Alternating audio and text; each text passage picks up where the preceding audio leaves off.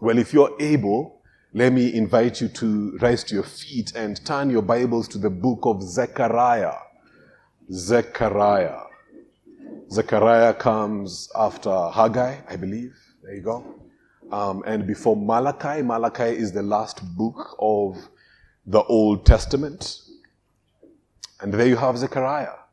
So if you find the book of Matthew, go back to Malachi and then go back one more book to Zechariah and go to chapter 9.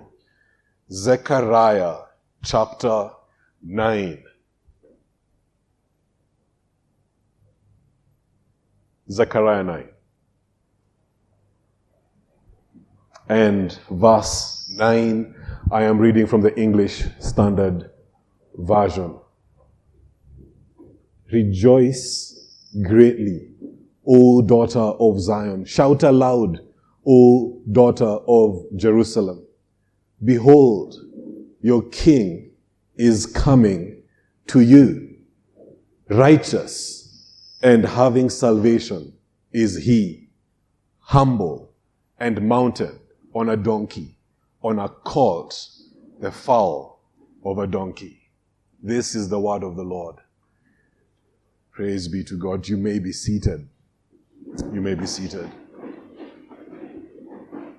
We have noted multiple times in the course of this year and even as the year has been wrapping up that 2021 has been an exceedingly difficult year for many of us. There must be but a very small handful of people who would not call it that. If I look out into the congregation right now, I am seeing already multiple people who I can point to who have lost loved ones, who this year have buried a dad or a mom, or in some cases, if you add last year as well, have buried both a dad and a mom. There's been struggles that the saints have gone through that have been very evident for the rest of us to be able to see. There's been struggles that the saints have gone through this year that have not been as public, whether it's a crisis of faith or exceedingly difficult marriages to the point of breaking, or illnesses, both physical or in some cases even psychological, that have proved to be an exceedingly heavy weight. Saints in the church have been struggling and battling for faith in the course of this year, primarily because of suffering. And so I speak to all of us in many ways, because even for those who have not personally shared or experienced those struggles, we have shared corporately in those struggles. And this sermon is a simple one that is hopefully for your encouragement. It's for you who feel as though this Christmas was not maybe a very typical Christmas. You maybe did not enjoy yourself as much as you typically do because of the clouds that were hanging over you. And it might be because of suffering that has gone on for so long, maybe even perhaps a struggle with sin internally. There's just too much heartache, too much pain, too much discouragement, too much lack that you have been going through. And yet, Zechariah is a book that is written to people like you. It is written to Jews who were going through an exceedingly difficult and painful time. And the instruction that is given to them is helpful for us as New Testament saints to look back and to see how the people of God in the Old Testament were encouraged and how we can receive encouragement from that. So here's a simple thesis of the short time ahead of us. Despite the weight and length of your trial, fighting against suffering without or even against sin within, you have cause to rejoice. Yes, even greatly rejoice, because your King is coming to you. As is oftentimes the case, you will find that promises that are very specifically being granted to the Jews, to the Jew fast. As we enter into the New Testament, we find that God's plan for his people, the Jews, expands and explodes to include the nations. And I believe that is the case for the verse that we are looking at.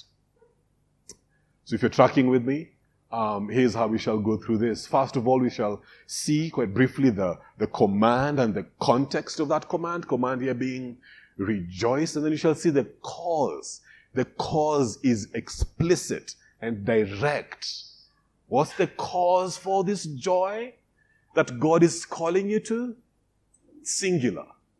Your king is coming to you. That's the cause. So see that. That's the instruction given here to the Jews in verse 9. Rejoice greatly. No ways around it. It's a command. It's explicit. They are being called to rejoice. They're being called to rejoice. You heard from our brother Gashoke pretty recently here about how God is able to command emotions such as this. So I will not be emphasizing that because we are all here as we sat under that. But just to make it explicit, because it might be that when you hear the word or the command to rejoice, you scoff a little bit, perhaps just a little bit. You are not so sinister as to do it publicly, verbally, but maybe internally you think to yourself, but that's not possible. So that if this sermon simply ended with a command, Pastor Ken, you've not really aided me because I do not see how that is actually possible, if not practical. First of all, look at the context of that particular instruction. We are coming across that in Zechariah chapter 9 and verse 9. But where is this falling in the timeline of the Bible? Well, the people have come back from exile. They've come back from exile. Zerubbabel and Joshua have come back with that first batch of saints in 538 to 535 BC before Christ.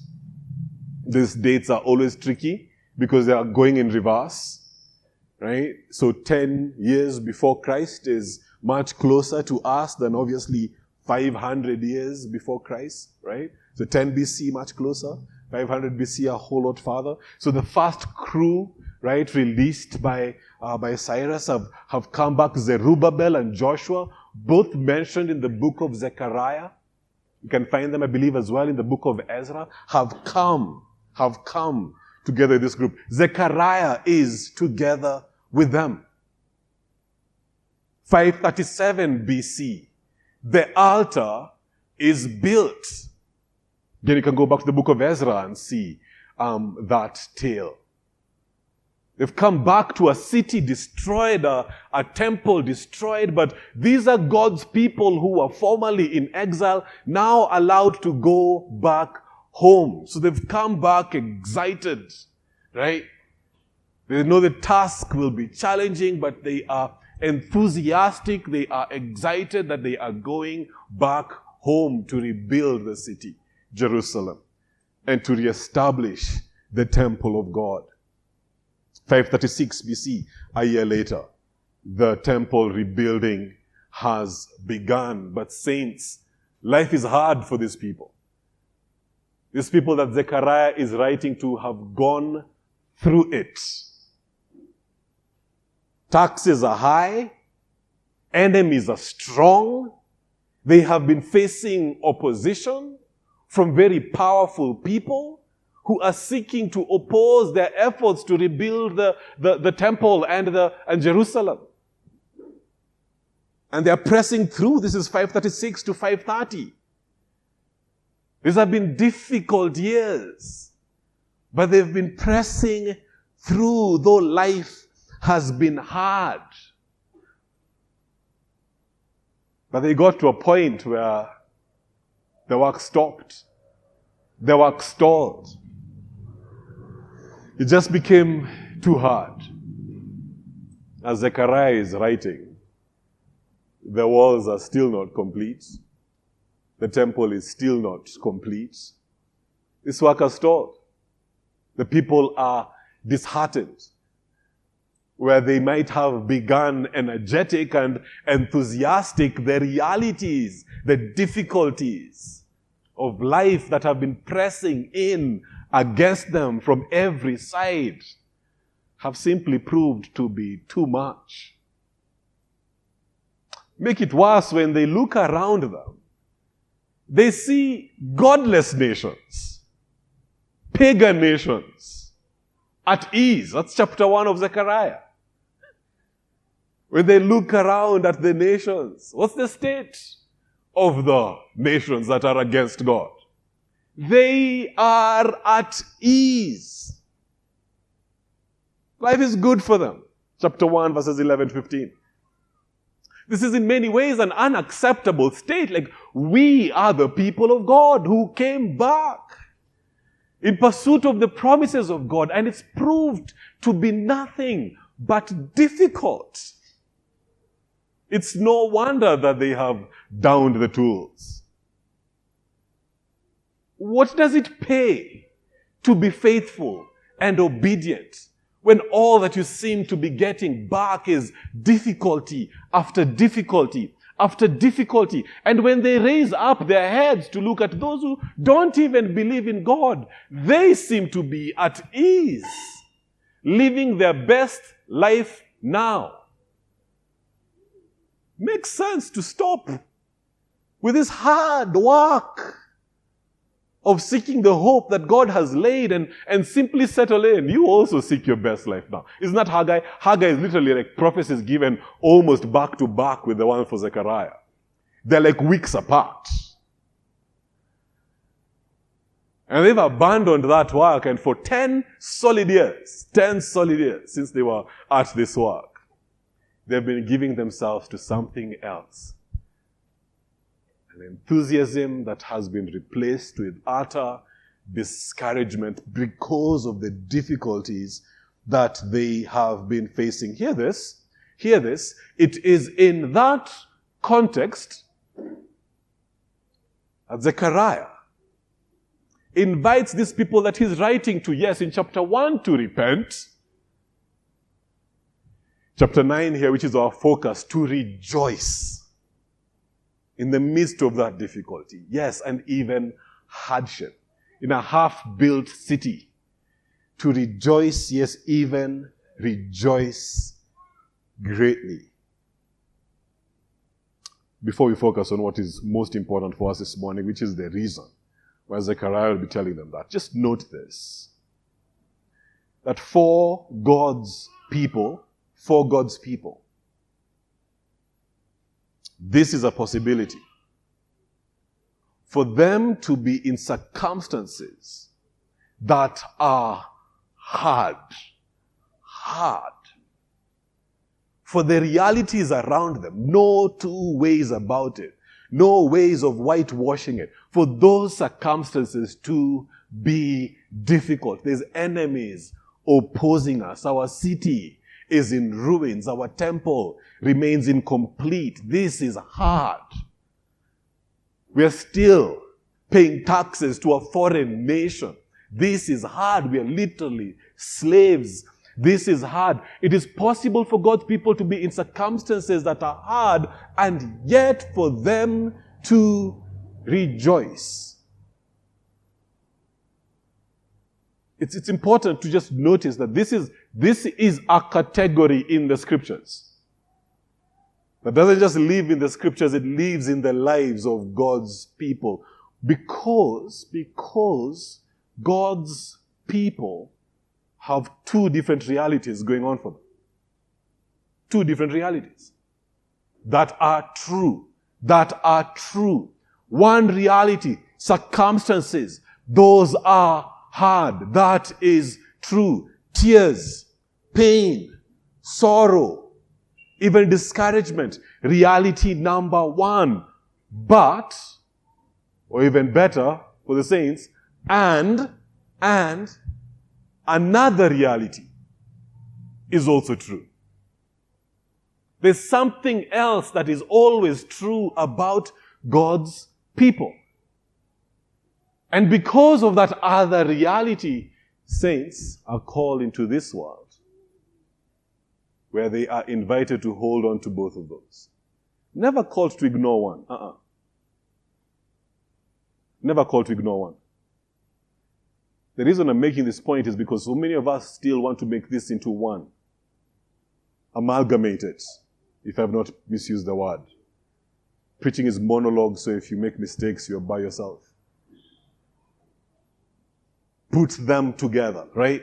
And kind of try to resolve it and say, then I just need to be happy. I don't need to be sad. And that's not what the scriptures are calling us to. They're calling us to, yes, to acknowledge this is hard and I don't want it. And in that setup to say, and yet I rejoice not in the suffering. No, I'm rejoicing in this other reality. And that's what Zechariah is calling them to. Rejoice greatly, O saints. So you should ask, in what possibly? In what? What could I rejoice in this circumstance? When life is this hard, what could I rejoice in? That's the answer here. What could you rejoice in? They ask Zechariah, here's what you could rejoice in. O Jewish saints in Jerusalem, your king is coming. Your king is coming to you. That's what they could rejoice in. Notice the state that the king is coming to them. It's two specific things. One, the king is coming. Your king is coming to you. Righteous and having salvation is he. One. Two, humble and mounted on a donkey, on a colt, the foal of a donkey. That's why you rejoice. Because your king is coming to you, having salvation. And how is he coming? What is he coming with? And how is he coming? He's coming to you, this righteous king, having salvation. And the way in which he's coming to you is humble, in this humble state.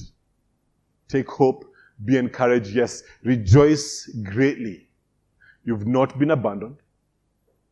Your king is coming. You've not been forgotten. God sees you. And he's working out a plan. And the entirety of his plan is bound up in this promise of a king who is on his way towards you. When you read the book of Zechariah, what you're seeing is the breathtaking scope of this salvation that this king is going to come with. This is not little salvation that this king is coming with. I could not summarize the entire book. So just go to the first couple of chapters. Go to chapter 1 and verse 17 and see the promises here that are being given to them about a future salvation, this salvation that the king will bring about. Verse 16 says, Therefore, thus says the Lord, I have returned to Jerusalem with mercy. My house shall be built in it, declares the Lord of hosts, and the measuring line shall be stretched over Jerusalem. Cry out again, thus says the Lord of hosts, my cities shall again overflow with prosperity. And the Lord will again comfort Zion and again choose Jerusalem. So this is what is being told to the saints. They came back to this city. Life has been exceedingly hard and difficult. So much so that they have downed the tools. They have decided to settle in and seek comforts like the other nations, because this has proven just simply too difficult to remain on that path, pursuing that which God has called them to, putting their hope in the fact that this city that is right now in ruins will be one day fully rebuilt. This temple that is in tatters will again be established, like they've sought that. They've waited for that. But it's been year after year after year after year. And look at it. Look at it. Still not complete. Walls still in tatters. Temples still unbuilt. Quit.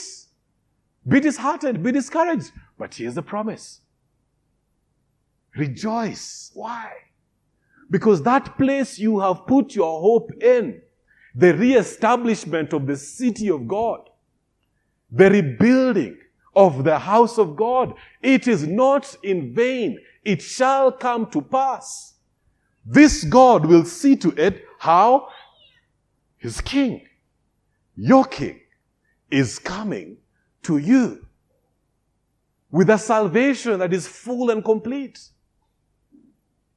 It includes the accomplishment of this very thing that you're seeking to do.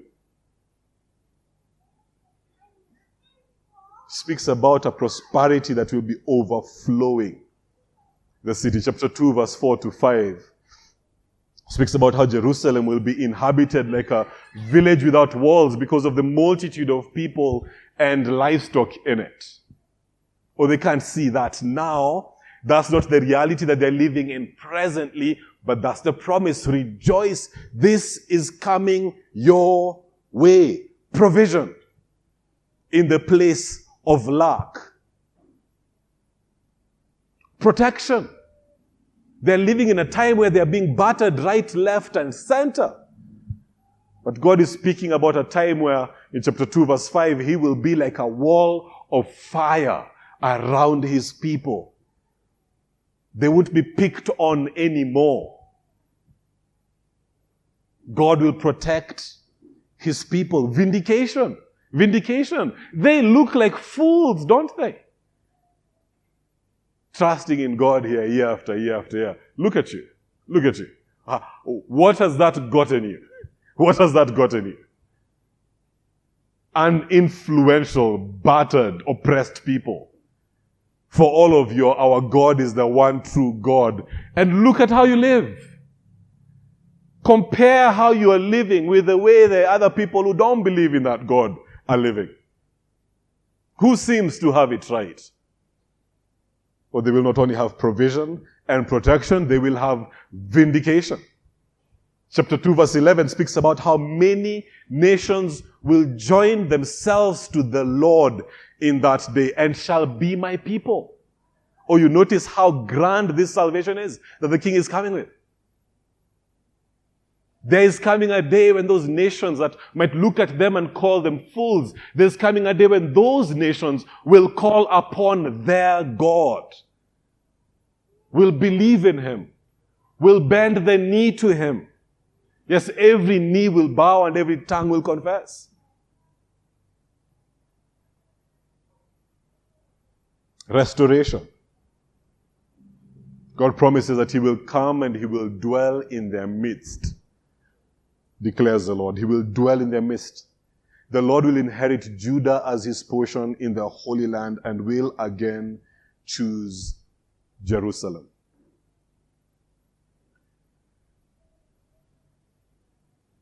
Where they might be hoping merely for the rebuilding of a physical temple, God is promising here that He Himself will come and dwell with them again.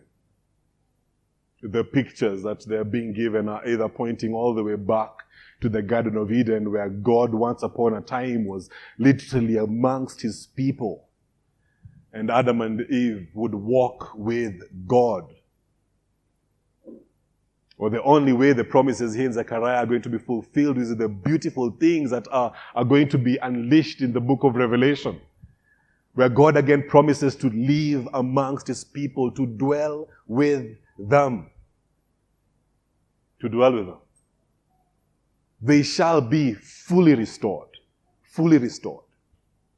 This King is coming with salvation in His hand. And the salvation that is in His hand is far grander, more complete than anything they could rebuild with their own hands. Even if they were to be given all of the money that is in the coffers of King Cyrus, Or much later on, a century perhaps later, King Darius, even if they were to be given all of that and armies, the kind of city that they would build, the kind of temple that they would establish would not compare to the kind of promise of salvation that is being outlined here. This salvation that the king brings is something that cannot be replicated with might. Human might cannot produce it. Human wisdom cannot produce it. Human resources cannot establish it. This is a salvation that is being brought about by God himself for his people. A whole, complete, full salvation. Therefore, they can rejoice. They can take heart. It is hard right now. It's hard right now. The walls remain unbuilt. The temple is not yet complete. The enemies are still strong. Pagans seem to be living at ease. But here's the truth, and here's the promise. It won't always be so. My salvation is on its way. My king is coming. And when he comes, he is going to come with a full, whole, complete salvation. This is the only hope for the people of God as they labor on, as they endure. Their eyes towards the horizon for the day when that king will come. Notice this king is not only coming with a whole, complete salvation, he is also coming humble and mounted on a donkey. Oh, this is necessary, saints, because it's the only kind of hope that can encourage the saints. If this king was not coming humble, it would be disaster and doom for the people that Zechariah is writing to. You see that? Or for those nations that hope to attach themselves to this king and call him Lord. Because weak, weary, wandering saints need a king who comes in this kind of humility.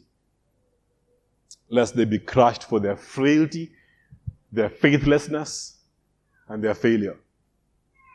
And this is how he comes now. He comes exactly as they need him to come. Not only mighty and triumphant, but also humble and contrite. This is what we were celebrating yesterday, isn't it? You are celebrating the humble coming of this king. Because that's how he arrived. He humbled himself, the portion we read this very morning from the book of Philippians, by taking upon himself the form of a man. He humbled himself by being born as a man in a manger. He humbled himself by identifying himself with the weak and the lowly. Always struck by that passage in Luke where John is rebuking the people who have come for baptism, and he calls them a brood of vipers and calls them to be baptized. And then Jesus steps out amongst the group and he's baptized. Or not because he's a sinner, but he has come to identify himself. He has humbled himself. He has gone down to the very bottom, to identify himself with the lowliest of them all, with the weakest of them all. He humbled himself by becoming obedient to the point of death. He humbled himself by becoming obedient to the point of death, and not just death, but death of the cross, death by the cross. That's how he humbled himself. So this very portion speaking about the humility of this coming king is quoted in the New Testament. Zechariah is quoted a whole bunch in the New Testament, especially in the book of Revelation. Almost more than 50 allusions to this particular book.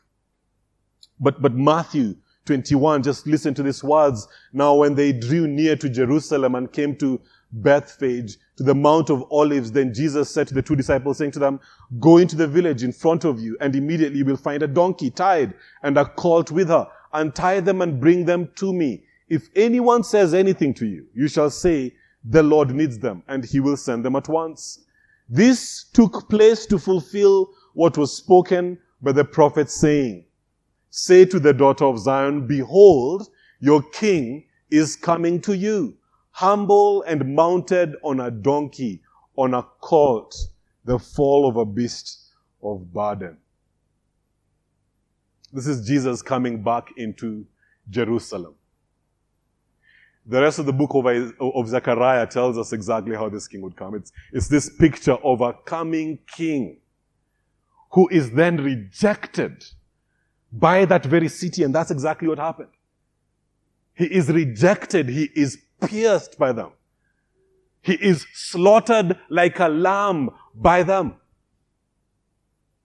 So that as 9:9 of Zechariah says that he's coming humble. He's coming humble in the sense that he is coming submitting himself to that reality that he knows. The salvation that I bring, the victory that I bring, cannot be for these people that Zechariah is writing to, or to the nations that are included in this plan, unless I come as a king who is humble, who's going to humble myself to the fate that they deserve, which is death on a cross. And that's our King came, which is what we celebrate. And because he came thus, listen, these people can rejoice. This weak, disobedient, fickle, discouraged, despondent people can rejoice, because that is the kind of salvation. That is the kind of king that came for them, or in their case, was going to come for them. Go to Zechariah 3. Zechariah 3. This is speaking about Joshua, the high priest. He came back with Zerubbabel. Zerubbabel, a governor, a descendant of David. Joshua here is a high priest. Both weak. Both weak. Both tired men. Seriously tired men. Hey, can you imagine? I can identify with these saints. Came back with that zeal, we're going to get this work done. It's been difficult, guys. It's been hard. It's been a hard more than a decade of trying to do this work. And when you see Zechariah, or rather pointing to Joshua, look at chapter 3, verse 1. Then he showed me Joshua the high priest standing before the angel of the Lord, and Satan standing at his right hand to accuse him. To accuse him. How do you find Joshua in this season? The high priest? He's described as having iniquity. He's a representative of the people. So we're not just speaking here about Joshua personally, but more than just personally. This is what these people look like right now. Clothed in tatters. Clothed in tatters. What kind of a king do they need? Yes, a king who's going to come with salvation to vanquish their enemies, because they have some super strong oppressors, but oh, how they need that king to come humble, because this is their true state, you see. This is their true state. This is what they actually look like. So they need the victory that this king rides into Jerusalem with, to be one that will not only lift them up from the suffering that they are experiencing, but one that will also redeem them from the sin that is within them. Therefore, this king who's coming with salvation, he has to come humble. And saints, that's exactly how he came. So that for Joshua, there's that hope. For Joshua, there's that hope. Joshua, the very high priest, there's that hope. This king is able to say thus with him, the Lord rebuke you, O Satan. The Lord who has chosen Jerusalem rebuke you. This God has chosen not only this rugged city, stones tumbled all over the place, temple and built, are people discouraged, disheartened, maybe even disloyal. For that is the state when Zechariah is writing to them. There is nothing impressive. Not about the city or about the temple or about the people. They are a mess. And yet they still have hope. What is their hope? Your king is coming to you. Righteous and having salvation is he, humble, riding on a colt. That's how he's coming. Which means he is able to lift you up, O you weary saints, with a strength that is not your own. For this salvation is not a salvation you will build for yourself. You will create for yourself. You will earn for yourself. No. He's delivering it. He is bringing it. He is going to win it on the cross by dying the death that you deserve, by receiving the punishment that is yours, so that the fullness of the glory of this salvation, to turn this little rugged place and people into a glorious place, an exalted, glorified people, might come to pass. This great salvation has availed for you. Because we, O saints, are looking back, aren't we? The promise that is given to them has all this mingling, doesn't it? In the book of Zechariah. It speaks about how this king will come humble and on a colt, but it also speaks about how this king will come and he will vanquish all of their enemies. Do you know what it means to celebrate Christmas? It means to celebrate the fact that this promise is so real. The most difficult and significant part of it has already been accomplished. In the fact that Jesus was born as a man. In the fact that Jesus actually died the death of the cross. That he was already rejected. It means that the very things that Zechariah is speaking about have already begun to unfold. This king has already come for you, fought for you, won for you. Also, together with all the saints here, we are waiting for that final return of the king, where all of this salvation that he has won for us will be unleashed, will be unveiled. Where that beautiful city, where yes, the Jews in this book are going to live, but the nations as well are going to be invited to, where there shall be no more need for the sun, where he shall wipe away every tear, where he shall dwell amongst us, where he shall give to us that eternal comfort. That's what we are waiting for. And it is coming. Therefore, we who are currently living in what appears to be parallel realities, a suffering world, but grand and great and precious promises, who are being asked to be sorrowing, 2 Corinthians 6, early verses, sorrowing, and yet are called to be always rejoicing. Sorrowing, yet always rejoicing.